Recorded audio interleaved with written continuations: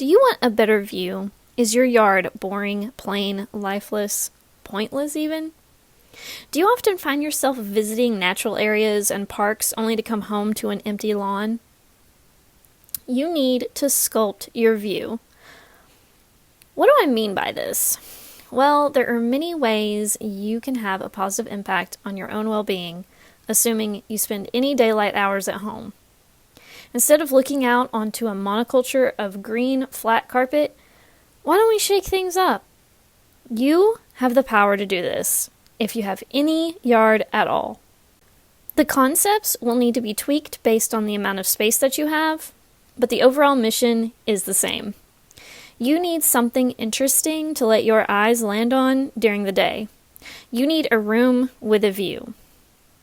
And in this video, we're going to be talking about how to cultivate and create that view from your window. What's it look like right now?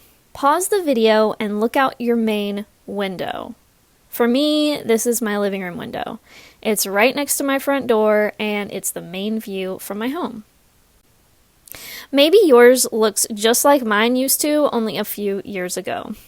Maybe it's just green grass that you mow, or you hire someone to mow. Maybe you have some random shrubs here and there, or maybe, just maybe, you're lucky enough to have a mature native tree. We want to start with what you already have. Find out what you have first. There are many plant ID apps out there. iNaturalist is my personal favorite, but there's also one called PlantSnap. Pick what works for you, or preferably use one or more apps in conjunction with Googling the plants and looking at pictures and descriptions to get more familiar with identifying plants. For example, in my own garden, I had 0 mature trees. I had invasive Chinese privet shrubs that were growing well beyond their space, and I had Bermuda grass, which is also not native. If you're super lucky, you'll have a large, mature native oak tree in your yard already, which happens to be a keystone species for wildlife in my area and in much of the eastern United States. If you don't have anything but lawn grass, it's okay, because we are going to work to change that in this video. Think about your view again from your most utilized window of your home. What kind of view do you have now, and what kind of view do you wish that you had? Do you need screening from the street or on your property edges? How high or low does the screening need to be? What views do you want to keep, and which ones do you want to screen out? One example might be your trash cans or utility areas. Do you want to screen these in such a way that they are less noticeable or hidden entirely? You'll need to consider the access points to these important zones, and you'll want to choose plants or structures that can screen this area without sacrificing ease of use. For example, you may want to choose narrow and tall plantings that don't get too wide, so you don't have to keep trimming them off of your trash cans. A better option might even be a well-behaved native like the coral honeysuckle, if it's native to your area. This vine is well-behaved, but gets full and lush enough during the growing season that it can be used as a screening plant. You may instead choose shrubs because you have a little bit more space. Shrubs can get thick and wide in lots of cases, so you may need more room for a shrub than you even need for a tree sometimes.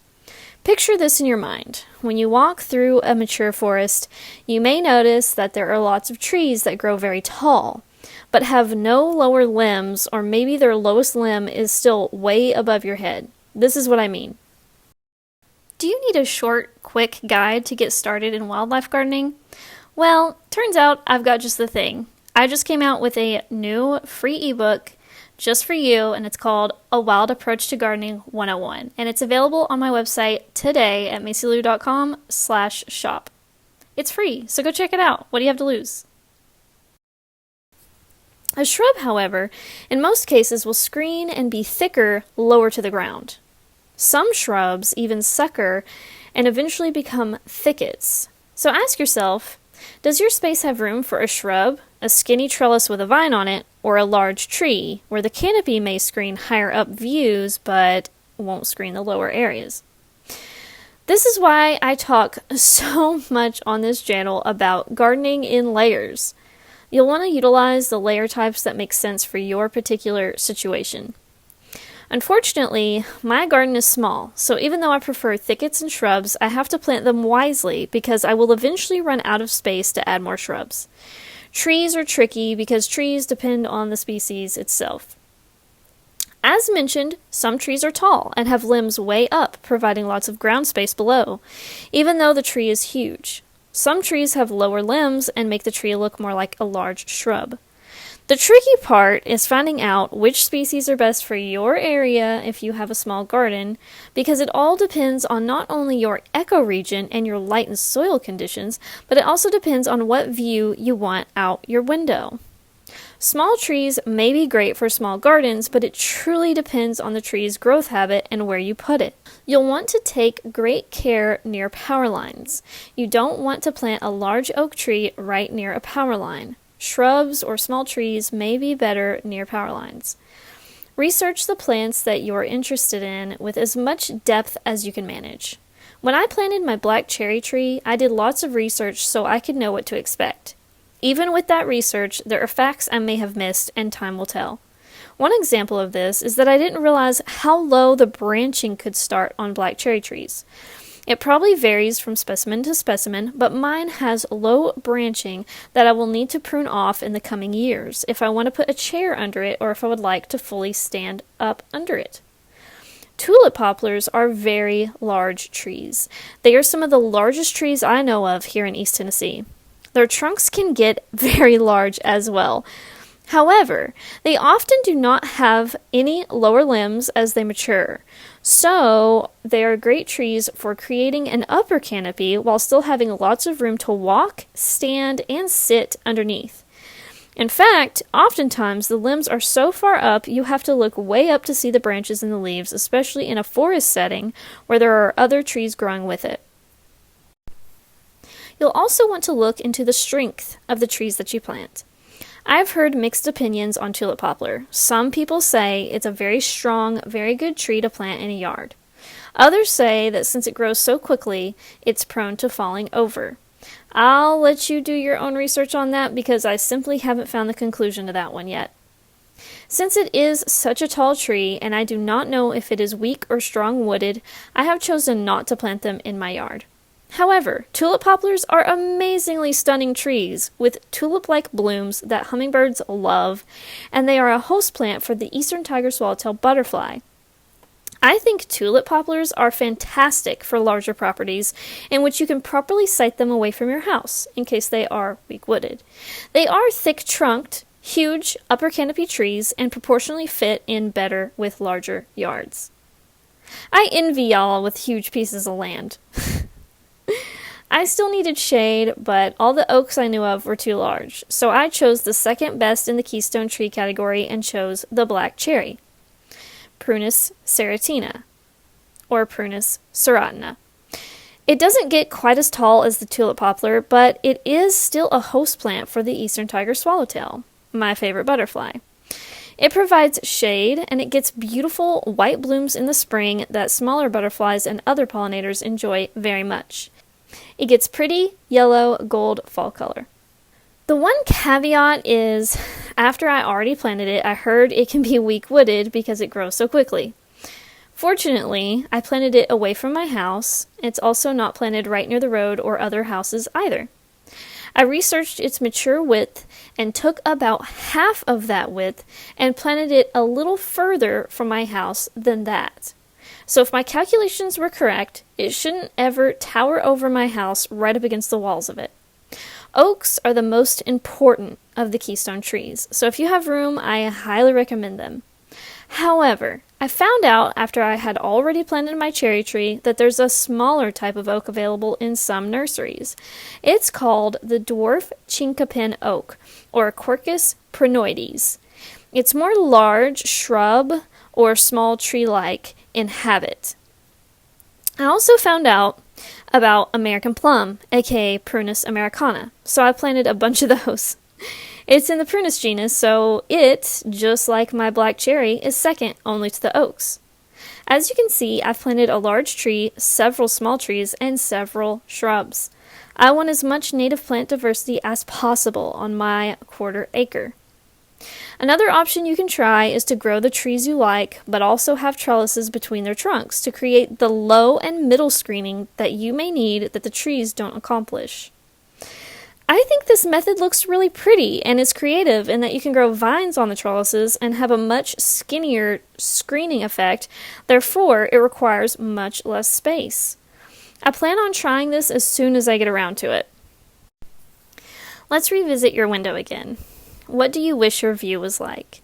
Do you want to screen out the street, utilizing some of the ideas I already mentioned, or do you actually want to see the street from your window? If you want to see further and don't want to screen out much, you can choose shorter, herbaceous native perennials for those areas that you want to see. You could screen only the areas that you want to by creating very targeted garden bed areas around your patio, for example, or your deck. Maybe you only want screening in those sitting areas or places where you like to entertain.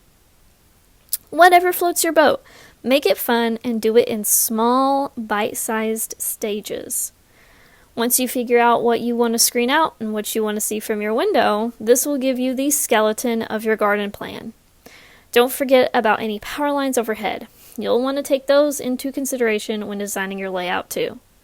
Do you want to see your mailbox from your front window? Do you want to screen out your driveway so it looks like you live in the middle of a tranquil and serene natural area and you can kind of forget about cars? These are all things to consider when designing your garden and your view. What I love about this whole thing is it gives you power. Think about it. Something I come to time and time again in my mind is that creating a garden is kind of like creating a world of your own. You have power to build walls, ceilings, floors, even without any construction experience. You just plant things and they just grow. They become your walls, your floors, and your ceilings. They become your sense of place. They become the wallpaper and the picture frames. However, they are much more than that, though, because they are also holding the power to attract wildlife to the garden if you pick the right plants. Wildlife are another beautiful category of things you could be seeing out of your window if you cultivate the right environment. Think about that. You have the power here to create not only a beautiful view for you and your family, but also for the wildlife that so desperately need the plants native to your region. Instead of looking out onto a flat, boring green rug, you could be looking out at a lush landscape fit for you, your friends, but also for the birds, butterflies, and the bees too. They all become this beautiful vista that you can see right outside your door, but they also become your friend in a sense. It feels like visiting your friends when you go and visit the garden and watch the birds. You start to feel one with nature, which makes sense because we are nature too. It's more than a beautiful view. It becomes a beautiful life. Guys, thank you so much for watching this video, and I highly recommend if you want to create this beautiful view that you start by going to the National Wildlife Federation website. And the reason I say this is because on the National Wildlife Federation website, you can actually search for your area and you can search for a keystone species for your area. And the keystone species should actually be kind of the main structural elements of your garden so that you can provide the most habitat value for the wildlife. Because let's face it, what would the view out of your window be without the wildlife that come into your view? Thank you guys so much for watching, and I hope to see you in the next one. Don't forget to leave a comment down below and tell us how you cultivated your own view from your window and what lessons you learned along the way. Thank you so much. I'll see you next time. Bye, guys. Brand new items are now available in the shop. Thanks so much to viewers like you for supporting the channel.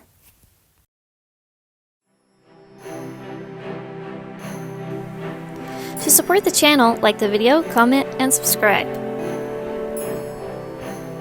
You can also support my work by buying art from me at macylou.com. Thanks for watching!